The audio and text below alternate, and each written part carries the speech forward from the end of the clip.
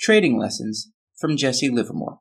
It's hard to find the words to adequately describe the impact Jesse Livermore had on the field of stock speculation.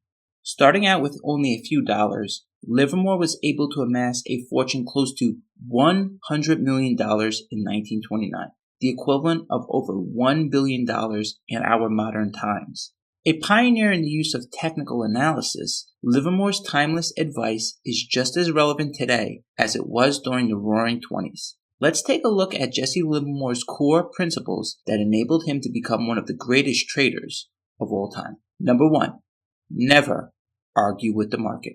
This is something most traders do not understand. They buy a stock and it runs against them. Rather than taking a small loss, they let their egos get involved. They think the fundamentals are great, or it has such a great product, and they just refuse to sell. The problem with this type of thinking is that it's extremely dangerous. Remember, the price of a stock is a combination of a multitude of factors, some of which may not be fully understood yet. A stock may be down because insiders are selling, because fund managers don't like the most recent earnings report, or because of macroeconomic factors. But here's the deal. The reasons don't really matter. The smartest minds in the world run institutional money, and if a stock is down, you can bet it's down for a reason. Don't get married to a stock and think it's a can't miss. Conversely, don't talk yourself out of a bull market. During World War I, one of the most horrific times in human history, Livermore was buying stocks. He remarked, "But not even a world war can keep the stock market from being a bull market when conditions are bullish." Something very similar happened during the COVID-19 bull market. Many could just not understand how stocks could be rallying with the world in lockdown. But see, that's not your job. Your job is not to figure out the whys. It's merely to follow the trend and to buy stocks as they set up and to never argue with the tape. Number 2, sitting, not thinking. Livermore famously remarked, "It was never my thinking that made the big money for me. It always was my sitting." Got that?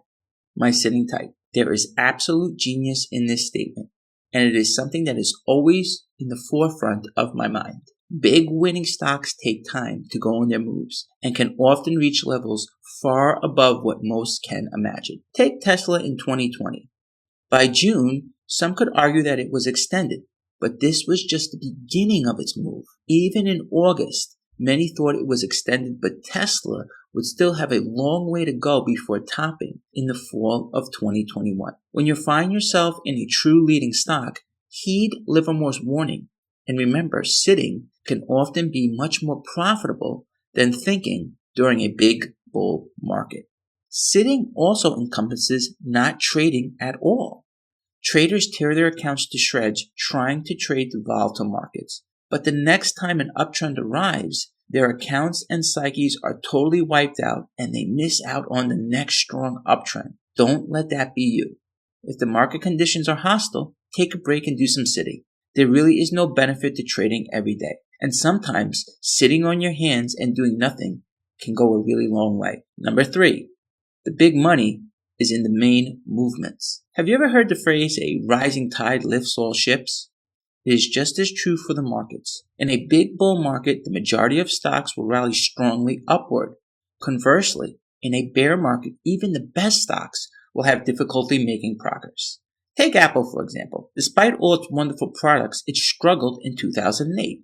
This is not because there was anything wrong with Steve Jobs or the company.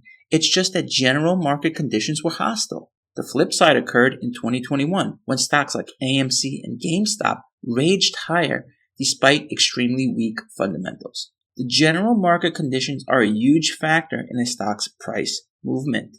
Like Livermore stated, it's much more wiser to focus on the main movements and to size up the general market conditions and its trend than trying to catch every individual fluctuation in a stock. Number 4, emotional control and discipline. This is something Livermore himself struggled with. The emotional aspect of trading is most likely the most difficult part for many traders. After all, we are all human, and it's easy to let your emotions get involved when money's on the line. However, an emotional trader is a dangerous trader and will ultimately end up as a losing trader. To get your emotions out of your trades, have a written plan and stick to it. A detailed plan will help you be prepared for various market conditions and allow you to take your emotions out of your trades. Number 5, cut your losses, let your winners run. This is something that trips up many new traders. They fear taking a loss, so they hold on to a beaten down stock even as it continues to fall day after day. Then, when they get a winner, they fear they will give up their profits, so they sell prematurely. This is the exact opposite of what you want to do. You want to cut your losing positions quickly before they get out of hand, and you want to hold your winners longer. Remember, the price action of a stock tells you what you need to know. If a stock is falling, clearly it is out of favor. And if a stock is rising, something good is going on. Keeping your losses small in relation to your winners is a hallmark of successful trading. Even being right on only 1/3 of your trades can yield a fortune if you cut your losses quickly on your losing trades. To download a free Excel spreadsheet to help you manage your risk on your trades, visit my website. Number 6, be afraid of abnormal movements. After buying a stock, it's easy to get giddy and think, this thing is going to the moon. Pretty soon, I'll be able to retire. However, the shrewd market speculator must always be on guard. As Livermore stated, never be afraid of normal movement, but be very fearful of abnormal movements. So what does abnormal movement entail? When a stock is trending higher, we want to see a stock move up on higher volume and pull back on low volume. A sign of potential danger would be if a stock were to fall on heavy volume and lose key support levels, such as price ranges or key moving averages. If your stock starts to flash one of these danger signals, it's best to get out while you can. Then, if conditions improve, you can always get back in. Number 7, cheap stocks are cheap for a reason. This is something most amateurs just can't understand. They seem to confuse the stock market with a bargain basement discount store. They think, wow, this stock is 50% lower than it was a month ago. What a great deal. However, stocks that are selling off are usually selling down for a reason. In addition, low-priced penny stocks are usually priced cheaply for a reason as well. Let's take a look at cars, for example. There is a reason why a Lamborghini is more expensive than a Honda. Now, I like Hondas. They are wonderful. They are reliable cars.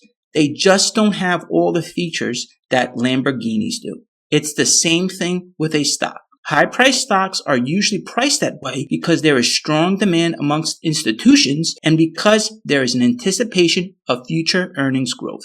Don't fall into the trap of looking at beaten down or cheaply priced penny stocks. Look for stocks that are in demand. Number 8, buy at pivotal points. Livermore made it a point to buy a stock as it would cross what he called the pivotal point. Why?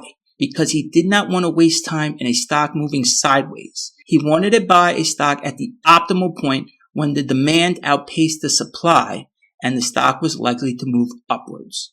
Livermore noted that stocks would often find resistance at key round numbers such as $50, $100, and $200. He would monitor stocks at these key levels to see how they acted. If a stock were to blast through these resistance areas, it would indicate that something good was going on. If the stock acted sluggish at these ranges, it meant the stock was not ready just yet. Number 9, sell to the sleeping point. Livermore once told a story about a friend who was worried about a stock he owned. Livermore advised him to sell to the sleeping point. This is fantastic advice. Never buy more shares than you can emotionally handle. If a position is bothering you, sell enough so that you can sleep soundly at night. With a reduced position, you will be able to make much sounder decisions. Never put on a position that will jeopardize your financial or emotional well-being. It's just not worth it.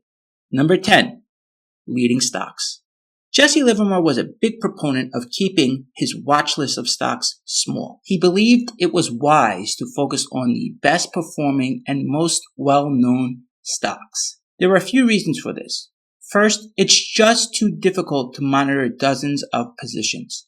By keeping your watch list focused, you can keep a keen eye on what's going on the stocks you own. In addition, the leading stocks do just that. They lead. Take the 2020 bull market as an example. Stocks like Peloton, Netflix, Shopify, Teladoc, Amazon, Tesla, and Zoom led the great bull market upward. These stocks went on phenomenal runs starting in April of 2020. This occurred even as the world was in lockdown. Just monitoring these stocks allowed me to get a sense that the market had bottomed and a new bull market had begun.